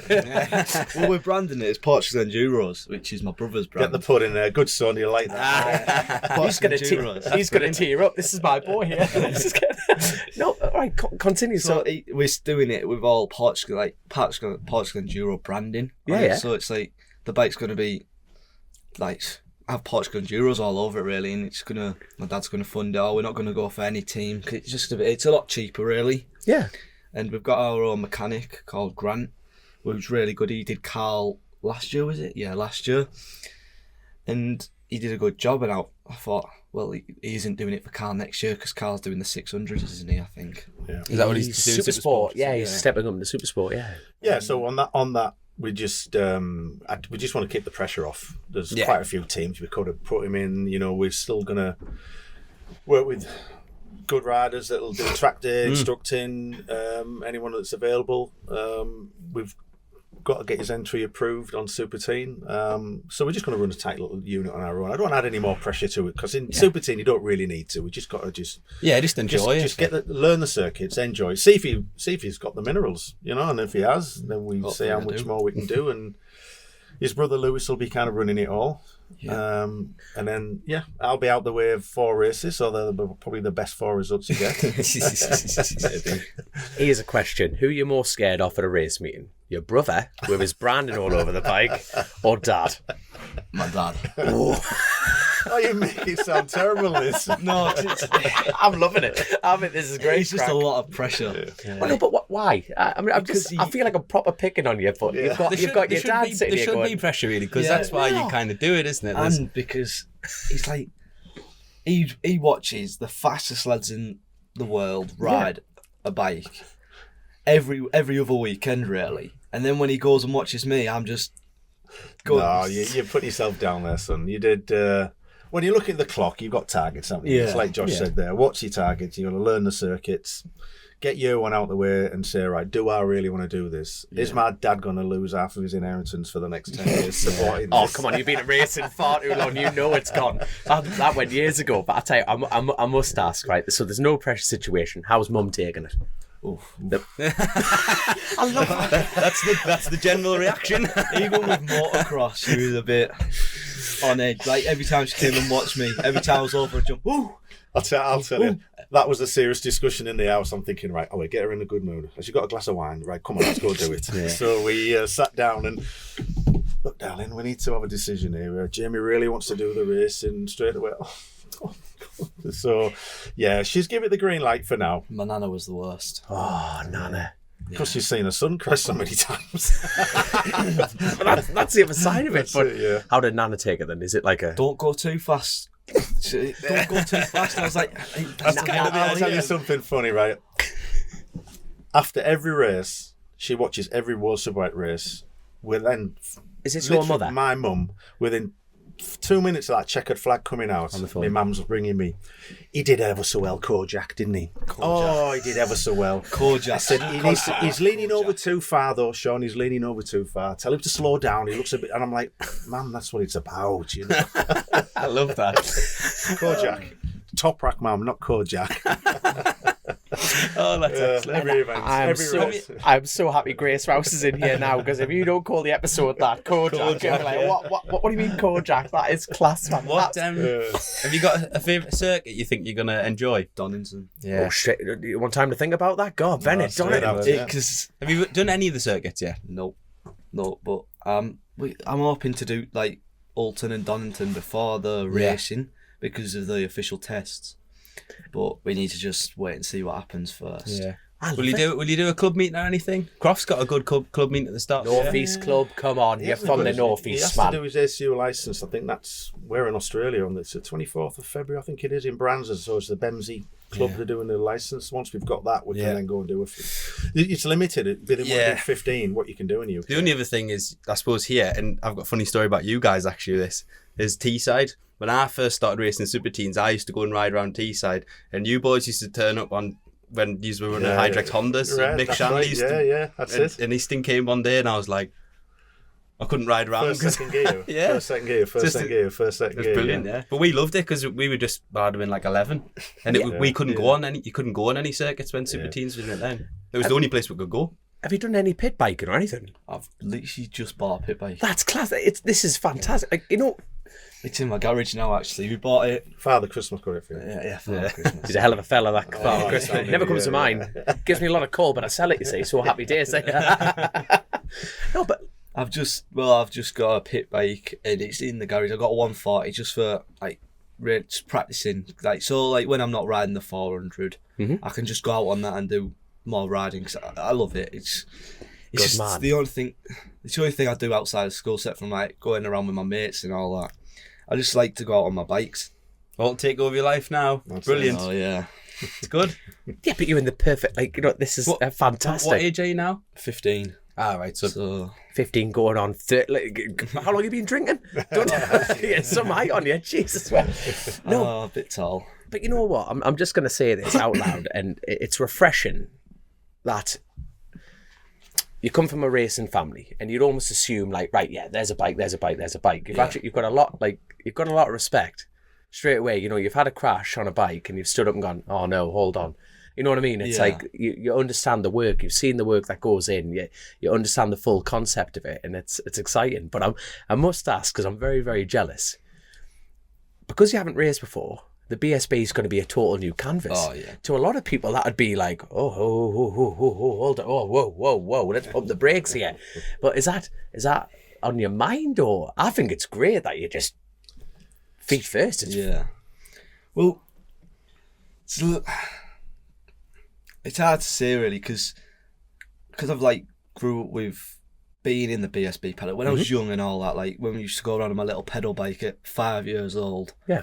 I know people from it, and they're the ones, like, they'll be in the paddock next year as well when I'm there. So I'm getting help off them, obviously. Like, Alan's said he'll help me out a little bit. OMG. So Roger's going to help out a little bit. So fantastic! Don't forget when all these guys were in the paddock and Roger and Emma were working for me. He was a snotty little kid in the background, running around collecting stickers off all you guys. You remember the days when I come in the motorhome? There'll be piles of stickers and programs. Oh, I've got so and so's autograph. I went, all right, yeah. But he's been in that paddock environment. But yeah, being on the grid, I don't think he'd be phased. I think it's good that that class is a brilliant little feeder class, and I don't know how long it'll last. Probably 25 riders potentially on the grid next year of the super team. So it's brilliant. The bikes look great as well. What did you think of the bike? Oh, I loved it. I love the power of it. I know it's not the fastest bike in the world, but from an 85 big wheel, son, it's a lot. That's a lot of power. It was because I like the feeling of going so fast. Even on my motocross bike, I used to just love going fast on it. Even I didn't care about the jumps or anything. I just loved going fast. And when I hopped on that, along that back straight on the first lap, I did not hesitate at Almeria. Good lad. You picked a good circuit to go to for your first run out, actually. Yeah. I'm genuinely smiling. No. You know why? Because it's like, this is why we go racing. Yeah. That's why he has a race team. This is why we have Grace has a podcast. You know what I mean? This is why Chrissy got in a race and you got in a race. And I've tried 3 times to stop and you keep getting us back involved. So it's funny now. It's like the mafia. We were talking about when I was out there with Steve. It was. I think it might have been Chris's birthday or his anniversary, and we'd had a drink on the night, and he was telling me all the stories, and I didn't realise at that point that he'd gone and moved out there, and he was working for the track day company, and he'd go around scrounging all the used tyres off the track day guys because he didn't have any tyres on, and I'm sat listening to this story, and there's a pile of brand new tyres all sat here. I could just imagine him hawking the tyres. And going running around there with the wild dogs. Yeah, I get it. I can see that. Yeah, but no, it was a good introduction. It's been I'm really pleased for Steve's done a good job as well. I've never dealt with riding coaches, and I'm going to keep looking because I want to. It's fast track effort. You've got to see whether you can do it before you. Well, being at that championship, I think the level's high from what you see anyway, and some of the racing's been fantastic. So I think it'll probably accelerate your apprenticeship. I think that's what you've enjoyed about because Carl's been involved in that as well, and we've been close to that. So you've watched it anyway. You kind of got a scope. So it's been enjoyable. You've had your eyes open. It's now down to you to deliver. So no pressure, son. Just hope the first year's just learning, really. It's never just learning. When you get there, I'm going to ask you this at the first round. Yeah, he's going to come looking for you. I am going to come and find you, and you'll go, "Oh, I'm pissed off because if you finish second, you'll still be pissed off. I promise you." Well, I just want to obviously learn the tracks, but I also want to do as good as I can and prove that I'm not just there because of my I will obviously be there because of who my dad is, but I want to prove I'm there because I'm a good rider as well. Damn right. Yeah, I want to show that I'm a good rider as well, which it'll be hard to prove at first because there are so many fast riders in that class. It'll be hard to beat quite a few of them, but I just want to show that I'm good on a bike and that I'm not just there because of my dad. I'm loving the back. I'm going to come take your seat off for the crack, mate, and then blame your dad. Just come in the middle of the night, chuck it off. Absolutely love it, man. I'm sod you. He's won a world championship. I tell you what, before we go on to the Patreon questions, I'd like to dip back into the worlds. What's next? You have 2016 BMW, a couple of years off. You're at the top. What is next on your bucket list? Is it what's next? Well, I mean, you got to look at. I mentioned earlier we'd signed that new deal with BMW, so I'm fixed till 27, which is good for us. There's some options at the end of 26 for both of us, but hopefully we would continue. Like I said, I want to win the manufacturers and the riders. That would be massive. Not for me. I think winning the riders tick my box. The manufacturers is a manufacturer thing, and it's huge for those guys. There's talk of the MotoGP project that's going on in the background, but it's I don't think those decisions will be made until probably end of Q2 next year within BMW. What's also is part of that is that there's going to be no more grid slots for MotoGP, so it's going to be existing teams. So that looks pretty like a slim opportunity there. So it's not like BMW will build their own team. No, have to go into someone that's already there. They've there. got to go in with someone that's already there. So KTM are buggering off. Can you? Well, wait, hold on. Now we can get rid of them. Can we just put a BMW in front of the kit? Well, You never know. You never know. I'm happy in this championship. It's going to be nice seeing what goes. And I still follow BSB. I really do. I like to see what's going on there. And now I've got a bit of an interest in there as well. But yeah, another year. I'd like to be sat by the middle of next year with my riders confirmed for the next kind of 2 years of my contract, which will be kind of 26, 27, and see what we can do. Would you take it, BMW hat off again, everything, I'm talking about Shaun Muir, your bucket list. Would you want to have a go at MotoGP? Doesn't matter what circumstances, doesn't matter what team, no nothing. Would you want to have a crack at it? I would under the right circumstances. I think the caveat to that is I've spent a lot of years, quite a few years, at the wrong end of the grid, and that's painful at that level. I mean, it really is. When the flights feel a bit longer. The travelling to and from is something. When we started winning in BSB, it wasn't until 2011, so I'd had kind of 6 years as a Superbike team, getting it handed to me there. And then when you start winning, you get used to it.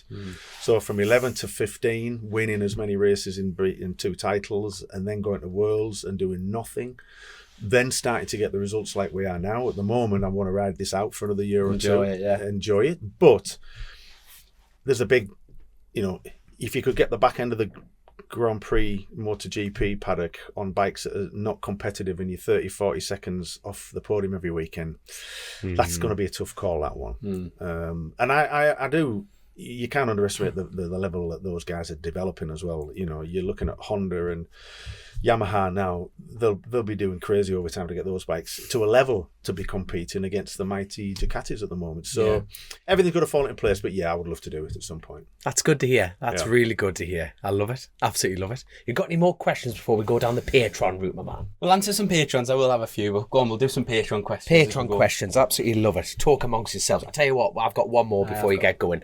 Do you, as a family, when Dad's away on the other side of the planet, and say there's a shit result, do you all turn off the telly together and gone, Dad's going to be right, you know what I mean? Or ever since he started winning, he's came home so much happier.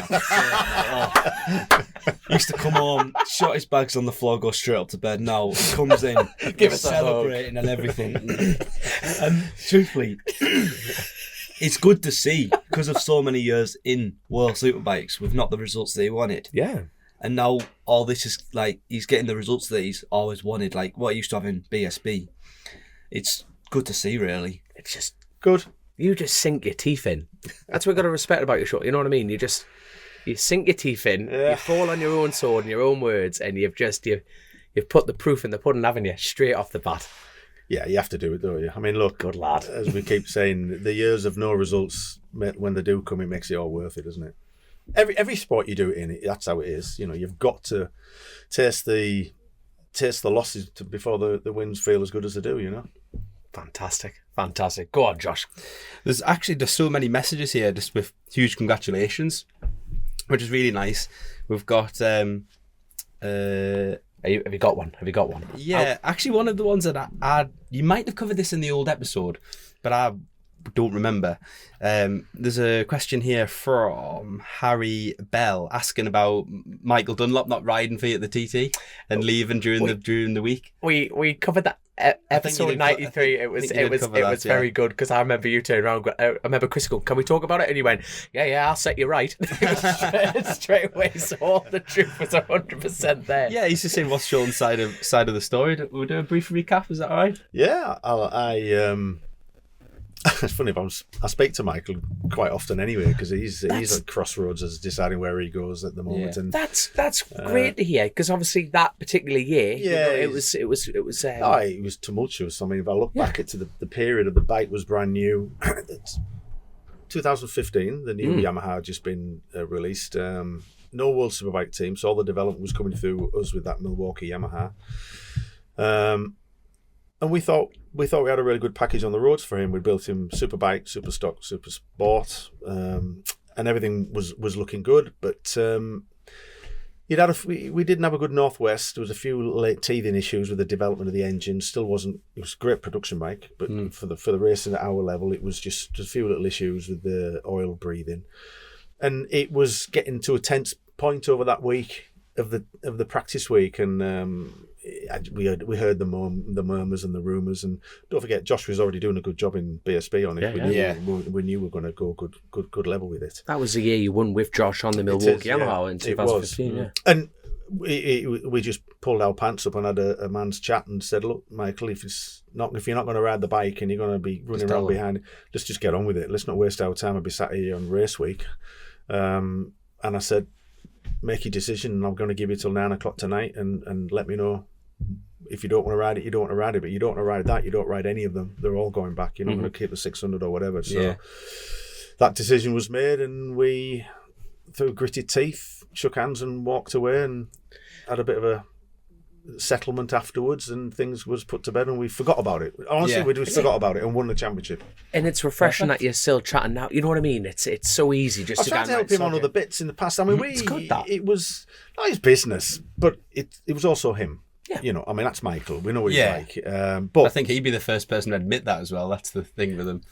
We've spoken a lot over the years. I've tried to build him a bike a couple of years ago for a project he was doing. It didn't work, but he's matured now. He's grown up from what he was then to what he is now. You'd think there's a bit more business acumen about him. He's got his own business going on in Northern Ireland there. Even in his riding, you know, he was leading that first Superbike race by 11 seconds. 11 seconds, he is the full package on that side of things. But it was a sad period. It's a shame for it. But you know, through what happened with the World Championship, because I mean, probably by about June, July that year anyway, we knew we were leaving the BSB, but I didn't think we'd win the BSB before we left. So there was so much was happening, it was just forgotten about, because it happened, and it was old news by the time we left the island, wasn't it? Because we literally up sticks went, and it was forgotten about from me. Yeah, fair enough. There's another cracking one here from Jake Gathergood. He said, two questions actually. If you could have any rider, not including Valentino Rossi, in history, who would it be? Oh, I like how he singled out Rossi straight away there, but he went, that's a bit of a given, isn't it? I don't think over the last decade that Casey Stone has really got the recognition that he fully deserved or it justified, because he just packed up. Don't forget, he had a lot of health issues that people probably don't know about. But that he had that energy wasting. It was like syndrome, wasn't it? It was just just misdiagnosed as lactose intolerance for a long time. Yeah, but he was phenomenal, and I don't really know what he's like as a character. But I speak to Chaz and them boys and say he's just so grounded. But don't forget, he did it on a Ducati that all the days when they were shocking. And, you know, it's one of them, isn't it? It's a rider, tyre, manufacturer combination that just works. I don't even know who the teammates were at that time, but none of them were performing like he was. So just off the top of my head, I'd say Casey Stone. Nice answer. The second part of that question is also, is there any current riders that you think could be made into champions if they were under you? Which champion? Who asked for that? Jake Gathergood. Which paddock, or just being a champion? I'll expand on his question. We'll say one in World Superbikes, one in BSB. If I was in BSB, I would do something a little bit different. I think it's been approached differently. Like I said to you before, I'm a firm believer in never give a rider an excuse that the riding material that he's on is not the best. And if there is better out there, go get it quickly. Yeah. And the second is, you employ the fastest, best rider at no matter what the cost is. If you want to win championships. And I do you know that whole BSB story we touched on it? I struggled to find out where that next one is. I think clearly, I mean, Kyle's story's been brilliant. Tommy was already a champion. Shame he missed it, but yeah. I struggle to see that next batch coming through. I think I dearly hope that Brad doesn't just go back and end up being stuck there for the next decade earning whatever he is. If it is a one step back to take two forward, I hope he's getting managed right, that he gets that opportunity. Because I don't believe there's anyone better than Roger Burnett in sticking with Ryan, because he's young. Yes, he has crashed a lot in the past. He's sometimes stables, and I was all championing his cause, and he was doing so well at Cadwell, and crashes out. And I'm like, he's doing it again. But it's learning. You've got to go through that. Yeah. I think, truthfully, I'm struggling to look beyond Ryan at where that next real BSB talent is coming out of it in World Superbike. I'd like to see what Locatelli can do on something off not being a Yamaha. It's a tough one. Again, I think really under the radar was Axel Bassani on the Kawasaki. Tough. Anyone coming off any Italian rider coming off of a Ducati onto a 4-cylinder Screamer, there's going to be a big question mark, because it is, the Ducati has normally been the bike to have. But, I also looking at like the options in World Superbike of who could come through and having a real impact. You've got so many riders like Miguel Oliveira that could be out of work. And would he want to test ride, or does he want to take some enjoyment in another championship? Or Augusto Fernandez? These guys are all kind of young, talented guys, not given a shout. So it's tough one. I hope I've answered that. That is good. No, you've answered it very well. You put a lot more detail on that side of things. But another good one here from Jess Mortimer, which is when you first stepped into World Superbike,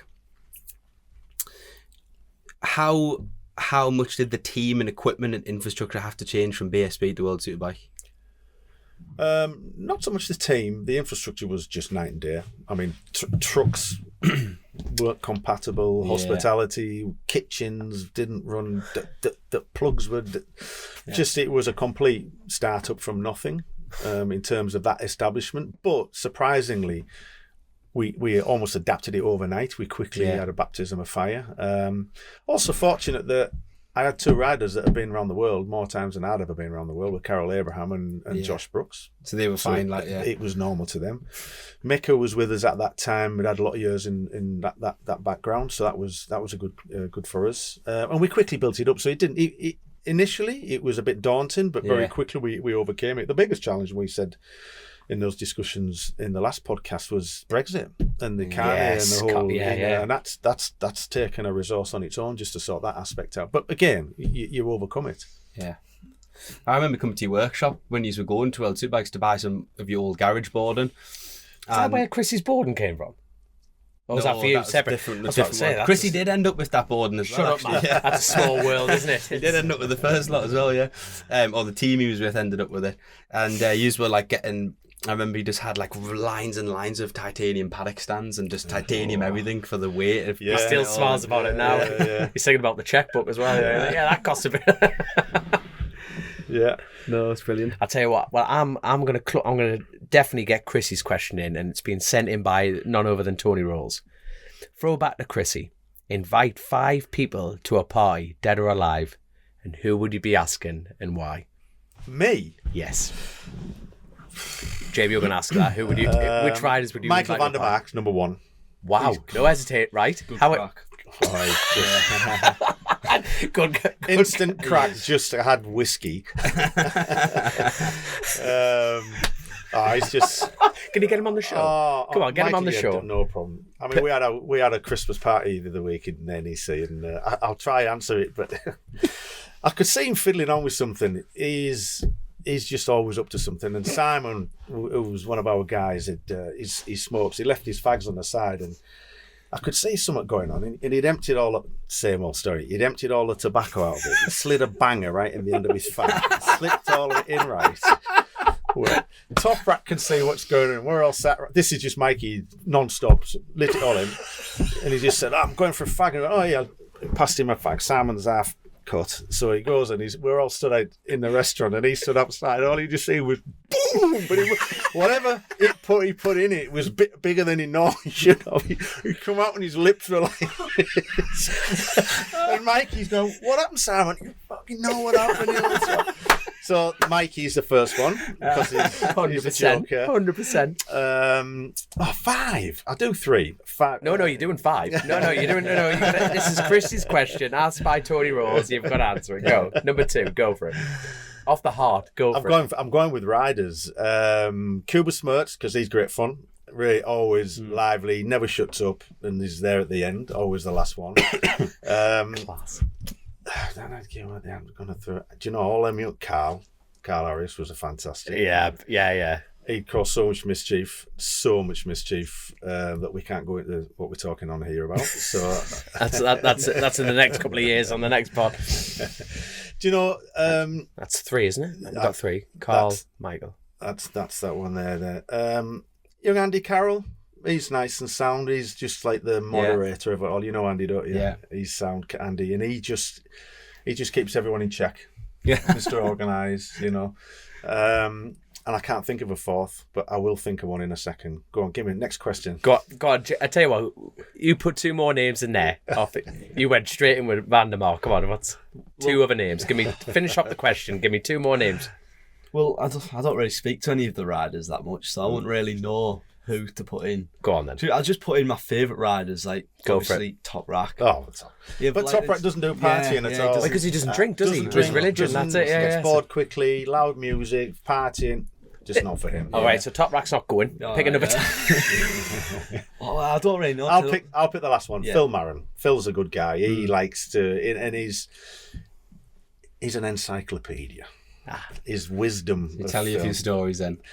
But he's got a lot to tell. Yeah. You know? He was always so grounded with it all. Pete Benson as well used to work for me, Nicky Hayden's crew chief. You'd sit for hours hearing of all the old school stories. Fantastic. There you go. Love it. And one more question from Josh before we shop and have your Sunday. We did briefly touch on this before as well, but Julian Rose is asking about essentially saying, you know, the BMWs haven't performed in BSB because... I think we touched on that one, didn't we? Yeah, we did do, but he's asking about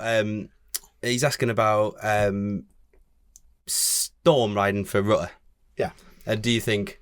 Yeah. What do you think? Interesting one. I don't know the Storm at all. I don't know him.